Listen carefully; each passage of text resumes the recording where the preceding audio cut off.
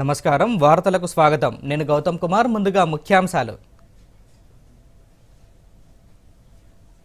Deputy CM బట్టి విక్రమార్క అధ్యక్షతన రాష్ట్ర కేబినెట్ సబ్ కమిటీ సమావేశం రైతు భరోసా విధి విధానాలపై విస్తృత చర్చ రాష్ట్రంలో నేటి నుండి మొదలైన టెట్ పరీక్షలు 17 జిల్లాల్లో 92 పరీక్షా కేంద్రాల్లో పరీక్షలు రాస్తున్న అభ్యర్థులు తెలంగాణలో పెట్టుబడులే లక్ష్యంగా విదేశాలకు సీఎం రేవంత్ రెడ్డి బృందం ఈ నెల 14వ తేదీ నుంచి 24 వరకు ఆస్ట్రేలియా, సింగపూర్, దావోస్లో పర్యటన. త్వరలోనే స్థానిక సంస్థల ఎన్నికలు ఉంటాయన్న మంత్రి పొన్నం ప్రభాకర్ గెలుపే లక్ష్యంగా పనిచేయాలని పార్టీ శ్రేణులకు దిశానిర్దేశం. కేంద్ర కేబినెట్ నిర్ణయాలపై అమిత్ షా హర్షం మోదీ ప్రభుత్వం రైతులకు రక్షణ కవచంలా నిలుస్తోందని ప్రకటన. భారత ఫాస్ట్ బౌలర్ జస్ప్రీత్ బుమ్రా సరికొత్త రికార్డ్ ఐసీసీ టెస్ట్ ర్యాంకింగ్స్లో 907 రేటింగ్ పాయింట్ సాధించిన టీమిండియా బౌలర్. ఇక వివరాలు. సచివాలయంలో డిప్యూటీ సీఎం బట్టి విక్రమార్క ఆధ్వర్యంలో కీలకమైన కేబినెట్ సబ్ కమిటీ సమావేశం జరుగుతోంది. ఈ సమావేశంలో ప్రధానంగా రైతు భరోసా విధి విధానాలపై చర్చిస్తున్నట్లు తెలుస్తోంది. ఈ సబ్ కమిటీకి డిప్యూటీ సీఎం బట్టి విక్రమార్క చైర్మన్గా వ్యవహరిస్తుండగా మంత్రులు తుమ్మల నాగేశ్వరరావు, పొంగులేటి శ్రీనివాసరెడ్డి, శ్రీధర్ బాబు సభ్యులుగా ఉన్నారు. సమావేశంలో రైతుల సంక్షేమం కోసం తీసుకోవాల్సిన చర్యలపై మంత్రులు విధి విధానాలు ఖరారు చేస్తున్నట్లు సమాచారం. రైతులకు ఆర్థిక సహాయం, పంట నష్టాలకు పరిహారం, ఇంకా వ్యవసాయ రంగానికి మద్దతు అంశాలపై వివరంగా చర్చలు జరుపుతున్నారు.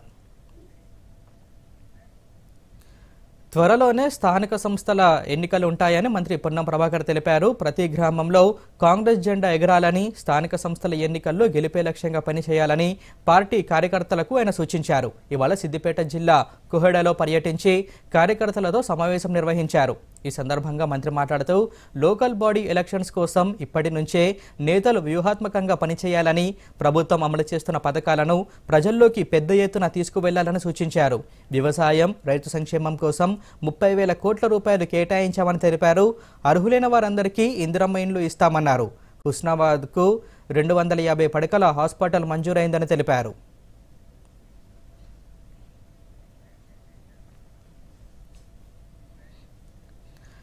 రాష్ట్రంలో ఇవాళ ఉదయం 9 గంటల నుంచి టెట్ పరీక్షలు మొదలయ్యాయి. ఈ నెల 20వ తేదీ వరకు ఈ పరీక్షలు జరుగుతాయి. రాష్ట్రంలోని 17 జిల్లాల్లో 92 పరీక్షా కేంద్రాల్లో విద్యార్థులు పరీక్షలు రాస్తున్నారు. టెట్లో రోజుకు 2 సెషన్లలో పరీక్షలు జరుగుతాయి. మొత్తం 2,75,753 మంది అభ్యర్థులు ఈ పరీక్షలకు దరఖాస్తు చేసుకున్నారు. మొదటి సెషన్ పరీక్షలు ప్రతిరోజు ఉదయం 9 గంటల నుంచి 11 గంటల 30 నిమిషాల వరకు, రెండో సెషన్ పరీక్షలు మధ్యాహ్నం 2 గంటల నుంచి సాయంత్రం 4 గంటల 30 నిమిషాల వరకు జరుగుతాయి. ఆన్లైన్ కంప్యూటర్ బేస్డ్ విధానంలో టెట్ జరుగుతోంది. టీచర్లుగా ఎంపిక కావాలంటే టెట్లో అర్హత సాధించడం తప్పనిసరి. అనంతరం డిఎస్సి రాయాల్సి ఉంటుంది. ఇందులో మంచి మార్కులు వస్తే టెట్ మార్కులు ఎక్కువగా వచ్చిన వారికి మంచి స్కోరింగ్ వస్తుంది. టెట్లో అర్హత సాధించలేని వారు డిఎస్సి రాసే వీలుండదు. టీఆర్టీ రాయడానికి అర్హత ఉండదు. కాగా తెలంగాణ సర్కార్ ఇప్పటికే డిఎస్సి పరీక్షను నిర్వహించిన విషయం తెలిసిందే. అర్హత సాధించిన వారికి కొద్ది రోజుల క్రితమే పోస్టింగ్లు కూడా కేటాయించింది.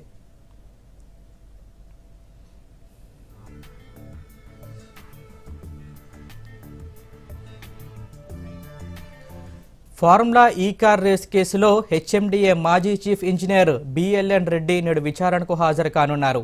ఈడీ ముందు కీలక ప్రశ్నలకు సమాధానాలివ్వనున్నారు.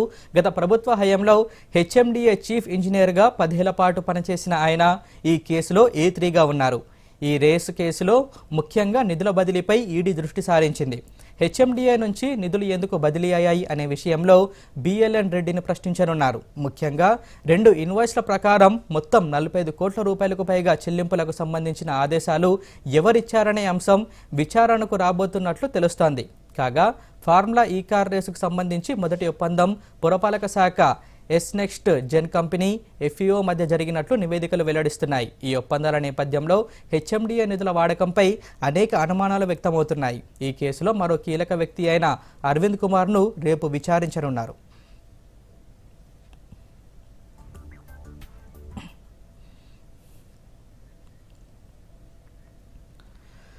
తెలంగాణకు పెట్టుబడులే లక్ష్యంగా ముఖ్యమంత్రి రేవంత్ రెడ్డి ఈ నెల 14వ తేదీ నుంచి 24వ తేదీ వరకు విదేశీ పర్యటనకు వెళ్లనున్నారు. సీఎం మంగళవారం 14వ తేదీన హైదరాబాద్ నుంచి ఆస్ట్రేలియాకు బయలుదేరతారు.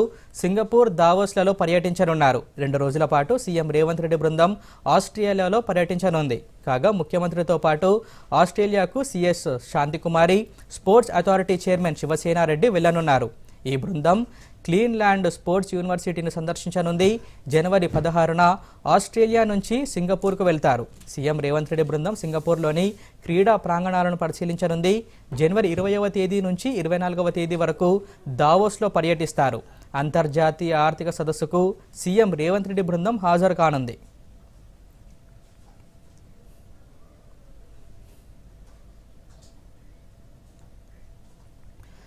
మధ్యప్రదేశ్లోని భోపాల్లో మూతపడిన యూనియన్ కార్బైడ్ ఫ్యాక్టరీ నుంచి 377 టన్నుల ప్రమాదకర వ్యర్థాలను ఎట్టకేలకు తరలించారు. ఈ ఫ్యాక్టరీలో గ్యాస్ లీక్ ఉదాంతం జరిగిన 40 ఏళ్ల తర్వాత ఈ ప్రక్రియను ప్రభుత్వం నిర్వహించింది.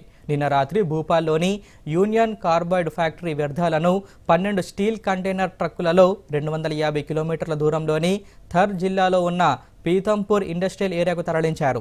ఈ ట్రక్కులు వెళ్లే మార్గంలో ట్రాఫిక్కు అంతరాయం లేకుండా చూసేందుకు ప్రత్యేక గ్రీన్ కారిడార్ను ఏర్పాటు చేశారు.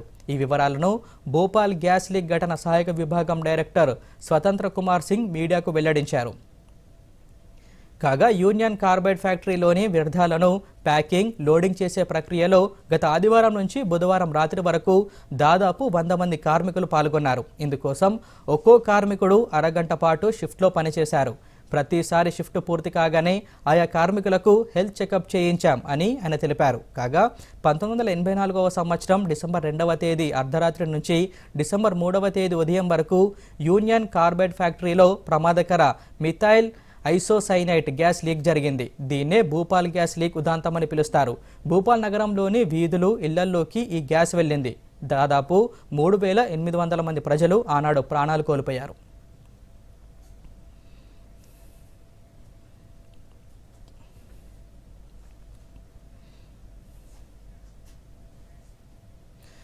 ప్రధాని నరేంద్ర మోదీ ప్రభుత్వం రైతులకు రక్షణ కవచంలా నిలుస్తోందని 2025 మొదటి రోజునే ఈ సంకల్పాన్ని పునరుద్ఘాటించిందని కేంద్ర హోంమంత్రి అమిత్ షా అన్నారు. 3850 కోట్ల వ్యయంతో కీలకమైన ఎరువుల DAPకి రాయితీ ఇచ్చేందుకు కేంద్ర కేబినెట్ 1 టైం ప్యాకేజీని ప్రకటించి 2 పంటల బీమా పథకాలను 1 సంవత్సరం పొడిగింపునకు ఆమోదించిన తర్వాత షా ఈ వ్యాఖ్యలు చేశారు. 69,515,071 రూపాయలు ప్రధానమంత్రి పంటల బీమా పథకాన్ని కొనసాగించడానికి లక్షలాది మంది రైతులను పంట నష్టాల ఆందోళన నుండి విముక్తి చేస్తుందని అమిత్ షా వెల్లడించారు. ఈ ప్రత్యేక ప్యాకేజీ అందించిన మోదీజీకి ధన్యవాదాలు అంటూ పోస్ట్ చేశారు.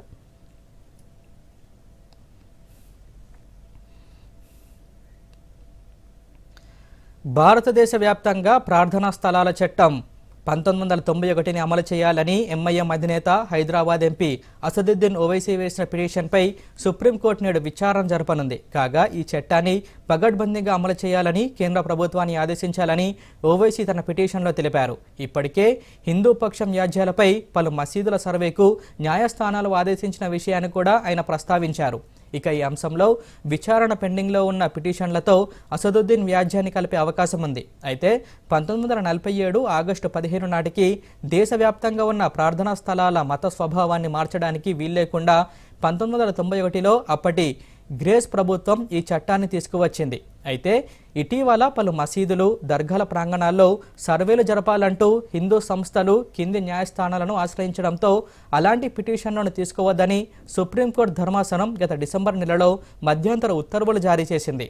ప్రధాన న్యాయమూర్తి justice Sanjiv Khanna, justice Sanjay Kumar, justice విశ్వనాథన్లతో కూడిన త్రిసభ్య ధర్మాసనం ఓవైసీ పిటిషన్ను విచారణ చేయనుంది.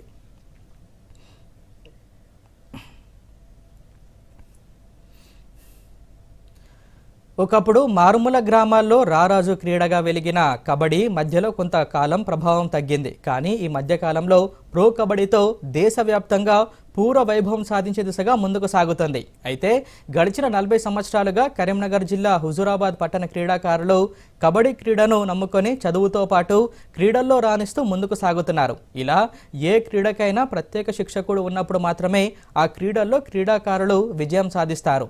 ప్రస్తుతం కబడ్డీ క్రీడలో కూడా క్రీడాకారులు నైపుణ్యం పెంపొందించుకొని జాతీయ స్థాయిలో రాణిస్తున్నారు. మరిన్ని వివరాలు. కరీంనగర్ జిల్లా హుజూరాబాద్ పట్టణం కబడ్డీ క్రీడాకారులకు కేర్ ఆఫ్ అడ్రస్ గా మారింది. ఇక్కడ క్రీడల్లో శిక్షణ పొందిన దాదాపు 80 మంది క్రీడాకారులు జాతీయ స్థాయి పోటీల్లో పాల్గొని రాణిస్తూ జిల్లాకు పేరు ప్రఖ్యాతులు తీసుకువస్తున్నారు. ఇక్కడ కబడ్డీ క్రీడాకారులు మంచిగా చదువుకోవటమే కాదు, ఆటల్లో రాణిస్తూ మిగతా ఆటల్లోని క్రీడాకారులకు ఆదర్శంగా నిలుస్తున్నారు. 40 ఏళ్ల క్రితం ఒక సీనియర్ క్రీడాకారుడు ఆధ్వర్యంలో ఏర్పడిన కబడ్డీ క్లబ్లో ఇప్పటి వరకు 1000 మందికి పైగా యువకులు, విద్యార్థులు శిక్షణ పొందారు. హుజూరాబాద్లోని ప్రభుత్వ పాఠశాల మరియు కళాశాలలో చదువుతున్న విద్యార్థులు, వీరితో పాటు ఇతర పాఠశాల, కళాశాలలో చదువుతున్న విద్యార్థులు ఆసక్తిగా కబడ్డీ ఆటను నేర్చుకుంటున్నారు. కొంతమంది గడిచిన 15 సంవత్సరాలుగా కబడ్డీ ఆడుతుండగా వీరిని చూసి కొంతమంది ఈ మధ్యకాలంలో కబడ్డీ ఆటలో శిక్షణ తీసుకొని మెరుగైన ప్రదర్శన ప్రదర్శిస్తున్నారు. మరికొంతమంది విద్యార్థులు ఎస్టీఎస్ పాఠశాల క్రీడలు అండర్-17 విభాగంలో కామారెడ్డిలో నిర్వహించిన జాతీయ స్థాయి పోటీలో పాల్గొన్నారు. ఇలా రాష్ట్ర, జాతీయ స్థాయిలో ఉత్తమ ప్రతిభ కనబరిచి విజయాలు సాధిస్తున్నారు. ప్రతిరోజు సాయంత్రం వేళల్లో క్రమం తప్పక ప్రాక్టీస్ చేస్తుండడం వలన క్రీడాకారులు జిల్లా, రాష్ట్ర, జాతీయ స్థాయి పోటీలో పాల్గొని విశేషంగా రాణిస్తున్నారు. కబడ్డీ క్రీడతో కానిస్టేబుల్గా జాబ్ కొట్టిన సీనియర్ క్రీడాకారుడు అంజయ్య గత 30 సంవత్సరాలుగా యువకులకు, విద్యార్థులకు ప్రత్యేక శిక్షణ ఇస్తూ మెలకువలు నేర్పిస్తూ వారిని జాతీయ స్థాయి క్రీడాకారులుగా తీర్చిదిద్దుతున్నట్లు శిక్షకుడు అంజయ్య దూరదర్శన్కు తెలిపారు. నేను గత 30 సంవత్సరాల నుంచి కబడ్డీ ఆడుతున్నాను. నేను 2 సార్లు నేషనల్స్ ఆడాను. నేను నేషనల్స్ ఆడిన తర్వాత నాకు ఉద్యోగరీత్యా 95లో ఉద్యోగం వచ్చిన తర్వాత క్రీడాకారులను తయారు చేయాలనే ఒక ఉద్దేశంతో 95 కంటే ముందు నుంచే నేను క్రీడాకారులను తయారు చేసుకుంటూ ఇప్పటి వరకు ఒక 30-35 మంది నేషనల్స్ క్రీడాకారులను తయారు చేసిన. ఇప్పుడు ఉన్నటువంటి క్రీడాకారులందరూ స్టేట్ మీట్ వరకు, యూనివర్సిటీ నేషనల్స్ వరకు ఆడినటువంటి పిల్లలు ఉన్నారు. పలువురు కబడ్డీ క్రీడాకారులు మాట్లాడుతూ ప్రతిరోజు 10ల సంఖ్యలో క్రీడాకారులు చిన్న పెద్ద అనే తేడా లేకుండా వారంతా నిత్యం గ్రౌండ్స్కు వచ్చి ప్రత్యేక వ్యాయామాలు చేస్తూ తమ శరీరాన్ని ఫిట్గా ఉండేలా చూసుకుంటున్నామని తెలిపారు. సీనియర్ క్రీడాకారులతో ఆడటం వలన ఆటల్లోని మెలకువలు నేర్చుకుంటూ ఆటలో రాణిస్తున్నామని తెలిపారు. నేను గత 12 సంవత్సరాల నుండి ఇక్కడ కబడ్డీ శిక్షణ పొందుతున్నాను. నాలాగా చాలా మంది క్రీడాకారులు వివిధ రంగాల్లో జాబ్లు ఉత్తీర్ణులయ్యారు, జాబ్లు సాధించారు. నేను గతంలో కరీంనగర్ జిల్లా జట్టుకి జూనియర్స్ కానీ సీనియర్స్ 2 సార్లు ప్రాతినిధ్యం వహించాను. ఇక్కడ చాలా మంది క్రీడాకారులను తయారు చేయడమే కాకుండా వాళ్ళకి క్రీడాకారులు తీర్చిదిద్దడమే లక్ష్యంగా హుజూరాబాద్ కబడ్డీ అసోసియేషన్ గత 50 సంవత్సరాలుగా ఇక్కడ మా సీనియర్స్ తరతరాలుగా వారి సీనియర్స్ ఇట్లా ఆటలు ఇక్కడ నేర్పడం జరుగుతుంది. నేను గత 4 సంవత్సరాల నుంచి కబడ్డీకి గ్రౌండ్కి వస్తున్నాను. మా సార్ అంజయ్య గారు వాళ్ళు మాకు కావాల్సిన ఫెసిలిస్ట్, మంచి కోచింగ్ ఇవ్వడం జరిగింది. దానితో నేను స్టేట్ మీట్ ఆడాల్సి. Bureau report, Doordarshan news. ఇప్పుడు ప్రకటనలు. అయ్యో అరే రే, జాగ్రత్త తప్పిందంటే డబ్బు నష్టం. లేదు, నా ఈమెయిల్ ఐడి ఇంకా మొబైల్ నెంబర్ బ్యాంక్ లో రిజిస్టర్డ్ అయి ఉన్నాయి. అయితే డిజిటల్ పేమెంట్ లో ఎప్పుడైనా మోసం జరిగితే అప్పుడు వెంటనే అలర్ట్స్ లభిస్తాయి. కానీ డబ్బు పోయింది కదా? లేదు, డబ్బు పోలేదు. ఎవరైనా పొరపాటు చేస్తే వాళ్ళు మూల్యం చెల్లించవలసిన అవసరం లేదు. ఇంకా వినండి, నిర్ణీత సమయంలో ఫిర్యాదు చేస్తే మీ డబ్బు మీకు రీఫండ్ వస్తుంది. ఆర్బీఐ చెబుతుంది, విషయాలు తెలుసుకోండి, జాగరూకంగా ఉండండి.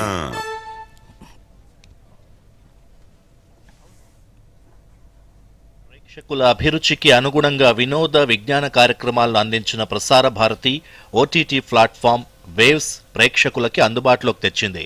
Prasar Bharati launches an OTT platform called Waves. Waves లో వినోదంతో పాటు 12 కంటే ఎక్కువ భాషలతో విభిన్న కంటెంట్ను ప్రేక్షకులకు అందిస్తుంది. దూరదర్శన్, ఆకాశవాణితో సహా లైవ్ ఛానళ్లతో పాటు ప్రాంతీయ, యానిమేషన్, మహిళలకు సంబంధించిన కంటెంట్ ఉంది. వేవ్స్లో అయోధ్య బాలరాముడి హారతి, ప్రధాని నరేంద్ర మోదీ మన్ కీ బాత్ వంటి ప్రత్యక్ష ప్రసారాల్ని వీక్షించవచ్చు. ఇతర ఫీచర్లతో పాటు waves video on demand, free to play gaming, radio streaming, 65 live ఛానళ్లు, వీడియోలు అందిస్తోంది. ఆన్లైన్ షాపింగ్ కూడా అందుబాటులో ఉంది.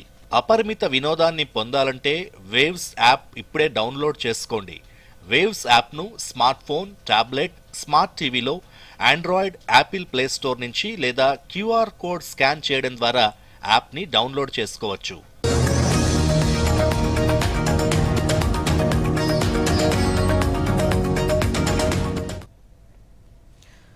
వార్తలకు తిరిగి స్వాగతం. ఎరుమేలి నుంచి అటవీ మార్గంలో అలుధా నది, కరిమల కొండ మీదుగా శబరిమలకు వచ్చే భక్తులకు ఇస్తున్న స్పెషల్ పాస్లను తాత్కాలికంగా రద్దు చేస్తున్నట్లు ట్రావెన్కోర్ దేవస్థానం బోర్డు ప్రకటించింది. గత నెల 30 నుంచి ప్రారంభమైన మరకవిల్లాకు సీజన్కు అంచనాలకు మించి 5 రెట్లు అధికంగా స్వాములు వస్తున్నారని, దీంతో తదుపరి ఉత్తర్వులు వెలువడే వరకు పాసుల జారీని నిలిపివేస్తున్నట్లు ప్రకటించింది.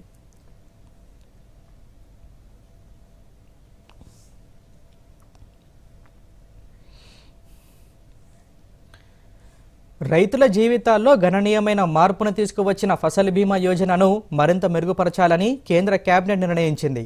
ప్రధానమంత్రి నరేంద్ర మోదీ అధ్యక్షతన ఢిల్లీలో సమావేశమైన మంత్రి మండలి ఫసల్ బీమా యోజన, వాతావరణ ఆధారిత పంటల బీమా పథకానికి కేటాయింపులను 69,515 కోట్లకు పెంచుతూ నిర్ణయం తీసుకుంది. కేంద్ర ప్రభుత్వం తీసుకున్న ఈ నిర్ణయంతో రైతులు తాము సాగు చేస్తున్న పంటలకు ప్రకృతి విపత్తుల నుండి మరింత రక్షణ పొందే అవకాశం లభిస్తుంది. దీంతో పంట నష్టాల ఆందోళన రైతులకు గణనీయంగా తగ్గనుంది. వచ్చే ఏడాది వరకు రైతులకు ఈ ప్రయోజనం అందనుంది. దీంతో పాటు 50 కిలోల డిఏపి ఎరువుల బస్తాను 1,350 రూపాయలకే ఇచ్చేందుకు 3,850 కోట్ల ప్యాకేజీని పొడిగించాలని సమావేశం నిర్ణయించింది. అలాగే ఫసల్ బీమా యోజనను పారదర్శకంగా అమలు చేసేందుకు సాంకేతికతను మరింత విస్తృతంగా ఉపయోగించాలని కూడా కేబినెట్ నిర్ణయించింది. ఈ దిశగా ఆవిష్కరణలు, సాంకేతికత కోసం 824 కోట్ల రూపాయల వ్యయంతో ప్రత్యేక నిధిని ఏర్పాటు చేశారు. కాగా కేబినెట్ సమావేశం తీసుకున్న నిర్ణయాలను మీడియాకు వెల్లడించిన కేంద్ర సమాచార ప్రసార శాఖ మంత్రి అశ్విని వైష్ణవ్ 2025లో తొలి కేబినెట్ భేటీని ప్రధాని నరేంద్ర మోదీ రైతులకు అంకితం చేశారన్నారు.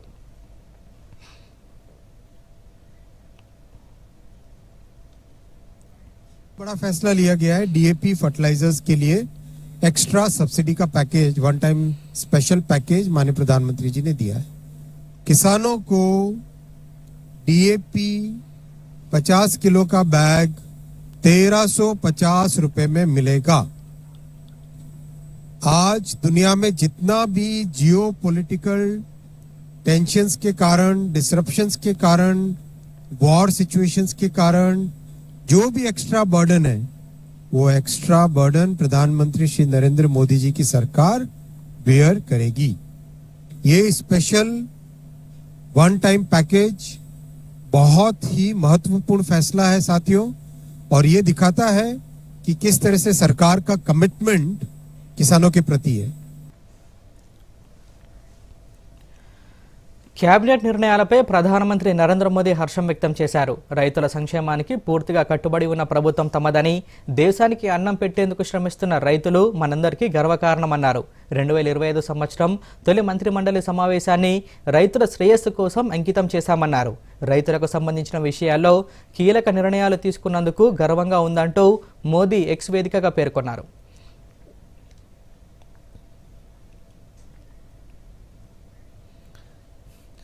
రాష్ట్ర ప్రభుత్వం హైదరాబాద్ నగరవాసులకు తీపి కబురు చెప్పింది. హైదరాబాద్ నార్త్ సిటీ వాసులకు నూతన సంవత్సర కానుకగా ముఖ్యమంత్రి రేవంత్ రెడ్డి కీలక నిర్ణయం తీసుకున్నారు. ప్యారడైస్ నుంచి మేడ్చల్ వరకు, జేబీఎస్ నుంచి షామీర్పేట వరకు మెట్రో కారిడార్ల డిపిఆర్ల తయారీకి గ్రీన్ సిగ్నల్ ఇచ్చారు. వెంటనే డిపిఆర్లను సిద్ధం చేసి కేంద్ర ప్రభుత్వ అనుమతికి పంపాలని హెచ్ఎంఆర్ఎల్ ఎండీ ఎన్వీఎస్ రెడ్డిని ఆదేశించారు. పురపాలక శాఖ ముఖ్య కార్యదర్శి దానకిషోర్ హెచ్ఎంఆర్ఎల్ ఎండీ ఎన్వీఎస్ రెడ్డితో ఈ 2 కారిడార్ల డిపిఆర్ తయారీ విషయంపై చర్చించి ఈ మేరకు సీఎం కీలక నిర్ణయం తీసుకున్నారు. ప్యారడైస్ మెట్రో స్టేషన్ నుంచి తాడ్బండ్, బోయిన్పల్లి, సుచిత్రా సర్కిల్, కొంపల్లి, గుండ్లపోచంపల్లి, కండ్లకొయ్య, ఆర్ఆర్ఆర్ ఎగ్జిట్ మీదుగా మేడ్చల్ వరకు దాదాపు 23 కిలోమీటర్ల కారిడార్ ఉంటుంది. జేబీఎస్ మెట్రో స్టేషన్ నుంచి విక్రంపురి, కార్ఖానా, తిరుమలగిరి, లోతుకుంట, అల్వాల్, బొల్లారం, హకింపేట, తూమ్కుంట, ఓఆర్ఆర్ ఎగ్జిట్ మీదుగా షామీర్పేటకు 22 కిలోమీటర్ల మేర ఈ కారిడార్ విస్తరించి ఉంటుందని మెట్రో ఎండీ ముఖ్యమంత్రి రేవంత్ రెడ్డికి వివరించారు. ఈ సందర్భంగా సీఎం మాట్లాడుతూ మల్కాజ్గిరి ఎంపీ ఈటల రాజేందర్కు కూడా వివరించి ఆయన సూచనలు, సలహాలు కూడా తీసుకోవాలన్నారు.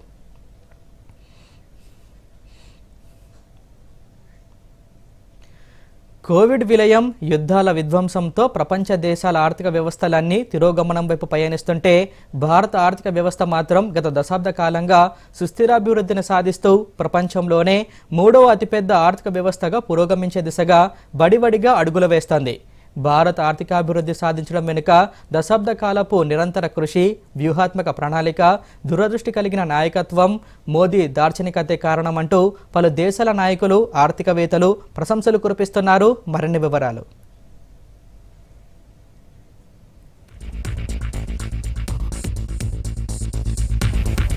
భారత్ అంతర్జాతీయ ఆర్థిక శక్తిగా ఎదుగుతోంది. ప్రపంచంలోనే 3వ అతిపెద్ద ఆర్థిక వ్యవస్థగా అవతరించే దిశగా అడుగులు వేస్తోంది. సాంకేతిక, పారిశ్రామిక, వ్యవసాయ, సేవల రంగాల్లో గణనీయమైన వృద్ధిని నమోదు చేస్తోంది. గత దశాబ్ద కాలంగా అన్ని రంగాల్లో చెప్పుకోదగిన స్థాయిలో వృద్ధిని సాధిస్తూ అంతర్జాతీయ శక్తి కేంద్రంగా తన స్థానాన్ని సుస్థిరం చేసుకుంటోంది. దశాబ్ద కాలంగా కొనసాగిన నిరంతర కృషి, వ్యూహాత్మక ప్రణాళికలు, దూరదృష్టి కలిగిన నాయకత్వం, పాలకుల దార్శనికతల సమిష్టి ఫలితంగానే భారత్ సుస్థిరాభివృద్ధి సాధిస్తోందంటూ ప్రశంసిస్తున్నారు పలు దేశాల నాయకులు. ఆర్థికవేత్తలు, అంతర్జాతీయ సంస్థలు సైతం ఇదే విషయాన్ని నొక్కి చెప్తున్నాయి. ముఖ్యంగా ప్రధానమంత్రి నరేంద్ర మోదీ నాయకత్వ పటిమ భారత్ను అంతర్జాతీయ శక్తి కేంద్రంగా మారుస్తోందని చెప్తున్నారు. ప్రపంచవ్యాప్తంగా భారత్ తన స్థానాన్ని సుస్థిరం చేయడానికి ఉద్దేశించిన మేక్ ఇన్ ఇండియా కార్యక్రమం తననెంతో ఆకట్టుకుందని రష్యా అధ్యక్షుడు పుతిన్ ప్రశంసించారు. మోదీ ఉన్నతమైన వ్యక్తిత్వం గలవారని అమెరికా అధ్యక్షుడు డొనాల్డ్ ట్రంప్ వ్యాఖ్యానించారు. మోదీ నాయకత్వంలో 2047 నాటికి వికసిత్ భారత్ సాకారమవుతుందని వియత్నాం ప్రధానమంత్రి ఫామ్ మిన్ చిన్ విశ్వాసం వ్యక్తం చేశారు. భారత్, అమెరికా భాగస్వామ్యం గతంలో మరెన్నడూ లేనంతగా బలోపేతమైందని జో బైడెన్ పేర్కొన్నారు. గత 10 ఏళ్లలో నరేంద్ర మోదీ నేతృత్వం అంతర్జాతీయ స్థాయిలో భారత్ను శక్తివంతమైన అగ్రగామి ఆర్థిక వ్యవస్థల్లో ఒకటిగా నిలిపిందని వియత్నాం ప్రధానమంత్రి ఫామ్ మిన్ చిన్ అన్నారు. డిజిటల్ ప్రజా మౌలిక సదుపాయాల కల్పనలో మోదీ కృషిని ఆయన ప్రశంసించారు. చిప్ వార్ రచయిత క్రిస్ మిల్లర్ చైనాకు ధీటైన ప్రత్యామ్నాయంగా భారత్ను అభివర్ణించారు. వేగవంతమైన అభివృద్ధి కోసం సాంకేతిక పంథాలో పయనిస్తున్న భారత్ను యుఎన్జిఏ అధ్యక్షుడు డెనిస్ ఫ్రాన్సిస్ ప్రశంసించారు. భారత్ను అంతర్జాతీయ స్థాయిలో అగ్రగామిగా నిలపడంలో నరేంద్ర మోదీ అత్యంత చాకచక్యంగా వ్యవహరించారని, భారత్ను సుస్థిర స్థానంలో నిలపడంలో ఆయన విశేషంగా కృషి చేశారని కొనియాడారు. త్వరలోనే ప్రపంచంలో అగ్రస్థానంలో ఉన్న 3 ఆర్థిక వ్యవస్థల్లో ఒకటిగా భారత్ ఎదుగుతుందని ఐఎంఎఫ్ డిప్యూటీ ఎండీ గోపీనాథ్ వ్యాఖ్యానించారు.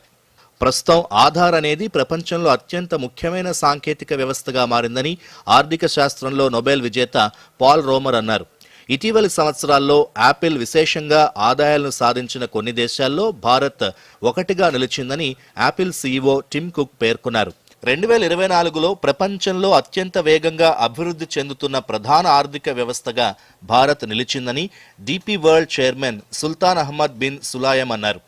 లక్షలాది మందిని పేదరికం నుంచి విముక్తుల్ని చేయడంలో భారత్లో సహకార సంఘాలు కీలక పాత్ర పోషించాయని భూటాన్ ప్రధానమంత్రి డాషో షెరింగ్ టోబ్గే ప్రశంసించారు.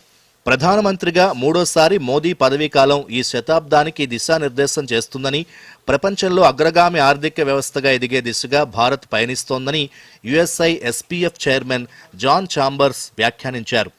AP Moller Maersk CEO Keith Svensson మాట్లాడుతూ 2047 నాటికి వికసిత్ భారత్ను సాధించే దార్శనికతపై ప్రధానమంత్రితో చర్చించే అవకాశం రావడాన్ని గౌరవంగా భావిస్తున్నానన్నారు. ప్రధానమంత్రి నరేంద్ర మోదీని నాయకులకు నాయకుడిగా గయానా అధ్యక్షుడు ఇర్ఫాన్ అలీ అభివర్ణించారు. భారత్ను అంతర్జాతీయ స్థాయిలో ఉన్నత స్థానంలో నిలపడంలో నరేంద్ర మోదీ నాయకత్వం కీలకమైందని, అంతర్జాతీయ భాగస్వామ్యాల్ని పెంపొందించడంతో పాటు దేశాన్ని ఉజ్వల భవిష్యత్తు దిశగా నడిపిస్తుందని సాంకేతిక నిపుణులు, వాణిజ్య రంగాల ప్రముఖులు ప్రశంసించారు. Bureau report, Doordarshan news. Bihar, Kerala రాష్ట్రాలకు కొత్తగా ఎన్నికైన గవర్నర్లు ఇవాళ పదవి బాధ్యతలు తీసుకున్నారు. కేరళ గవర్నర్గా బాధ్యతలు నిర్వర్తించిన ఆరిఫ్ ముహమ్మద్ ఖాన్ ఇవాళ బీహార్ గవర్నర్గా ప్రమాణం చేశారు. అలాగే ఇన్ని రోజులు బీహార్ గవర్నర్గా విధులు నిర్వహించిన రాజేంద్ర విశ్వనాథ్ అర్లేకర్ కేరళ గవర్నర్గా నేడు ప్రమాణ స్వీకారం చేశారు. దేశంలోని 5 రాష్ట్రాలకు కేంద్ర ప్రభుత్వం గవర్నర్లను నియమించింది. ఇందులో మిజోరాం గవర్నర్గా జనరల్ విజయ్ కుమార్ సింగ్, మణిపూర్ గవర్నర్గా కేంద్ర హోంశాఖ మాజీ కార్యదర్శి అజయ్ కుమార్ భల్లా, ఒడిశా గవర్నర్గా కంబంపాటి హరిబాబు, బీహార్ గవర్నర్గా ఆరిఫ్ ముహమ్మద్ ఖాన్, కేరళ గవర్నర్గా రాజేంద్ర విశ్వనాథ్ అర్లేకర్ను ఎంపిక చేసింది. ఈ మేరకు గత నెల 24వ తేదీన రాష్ట్రపతి భవన్ అధికారిక ప్రకటన రిలీజ్ చేసింది. ఈ నేపథ్యంలో తాజాగా గవర్నర్లు ప్రమాణ స్వీకారం చేశారు.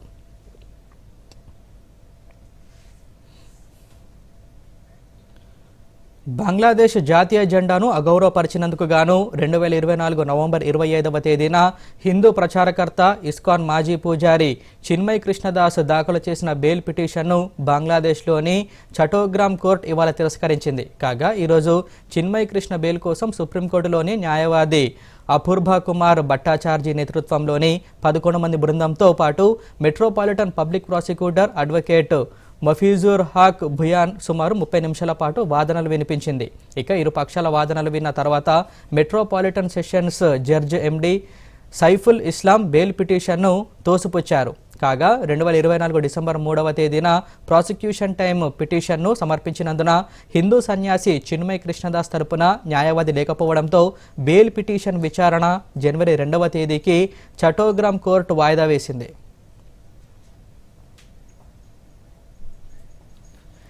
మేడ్చల్ జిల్లా కండ్లకొయ్యలోని సిఎంఆర్ ఇంజనీరింగ్ కాలేజీలోని గర్ల్స్ హాస్టల్ బాత్రూంలో కెమెరాలు అమర్చి రహస్యంగా వీడియోలు చిత్రీకరించారని విద్యార్థులు బుధవారం నుండి తీవ్ర ఆందోళన చేస్తున్నారు. విద్యార్థుల ఆందోళనకు విద్యార్థి సంఘాలు మద్దతు తెలిపాయి. ఎన్ఎస్యుఐ నాయకులు విద్యార్థులతో పాటు లేడీస్ హాస్టల్ ఎదుట ఆందోళనకు దిగారు. బాధ్యులపై కఠిన చర్యలు తీసుకోవాలని డిమాండ్ చేశారు. కాగా విషయం తెలుసుకున్న మేడ్చల్ పోలీసులు సిఎంఆర్ కాలేజ్ హాస్టల్కు చేరుకొని విద్యార్థుల తల్లిదండ్రులతో మాట్లాడి విద్యార్థులను శాంతింపజేయాలని కోరారు. విద్యార్థినుల ఫిర్యాదు మేరకు మేడ్చల్ పోలీసులు కేసు నమోదు చేశారు. భారత్, పాకిస్తాన్ ద్వైపాక్షిక ఒప్పందం ప్రకారం తమ దేశాల్లోని అణుస్థావరాల జాబితాను పరస్పరం మార్పిడి చేసుకున్నాయి. అణు కేంద్రాలపై పరస్పర దాడులను నిషేధించేందుకు చేసుకున్న ద్వైపాక్షిక ఒప్పందం ప్రకారం ఈ జాబితా మార్పిడి జరిగింది. 3 దశాబ్దాలుగా కొనసాగుతున్న ఈ సాంప్రదాయాన్ని ఈ ఏడాది కూడా పాటించాయి. ఈ విషయాన్ని భారత విదేశాంగ మంత్రిత్వ శాఖ తాజాగా వెల్లడించింది. ఒకరి దేశంలోని అణు కేంద్రాలపై మరో దేశం దాడి చేయకూడదనే ద్వైపాక్షిక ఒప్పందంలో భాగంగా ఈ జాబితాను అందజేసుకున్నాయి.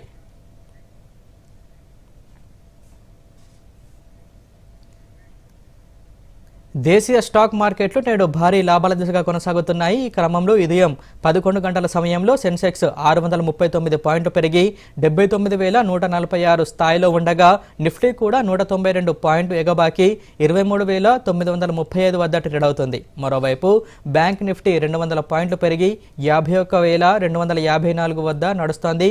దీంతో పాటు నిఫ్టీ మిడ్ క్యాప్ 100 సూచి 120 పెరిగి 57,571 పరిధిలో ట్రేడ్ అవుతుంది. ఈ నేపథ్యంలో మదుపరులు కొన్ని క్షణాల వ్యవధిలోనే లక్షల కోట్ల రూపాయలను దక్కించుకున్నారు.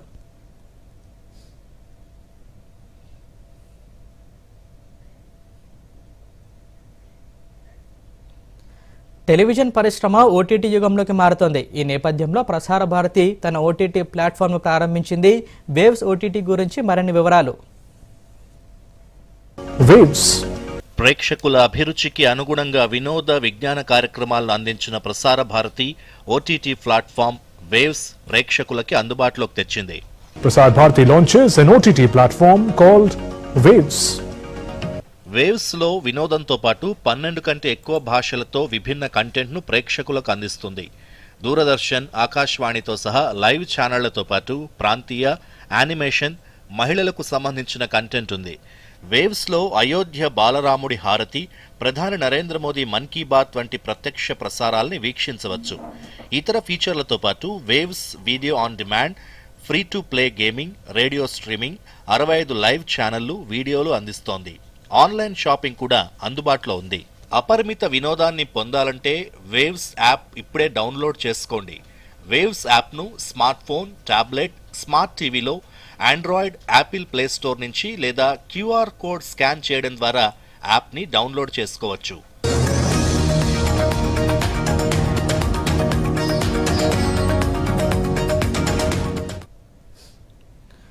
మరోసారి ముఖ్యాంశాలతో ఈ వార్తలు ముగిద్దాం. నమస్కారం.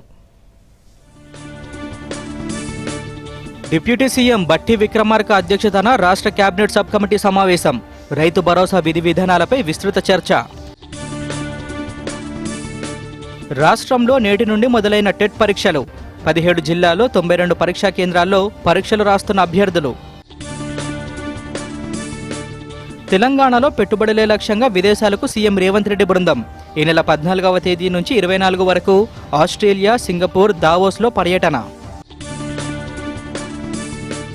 త్వరలోనే స్థానిక సంస్థల ఎన్నికలు ఉంటాయన్న మంత్రి పొన్నం ప్రభాకర్.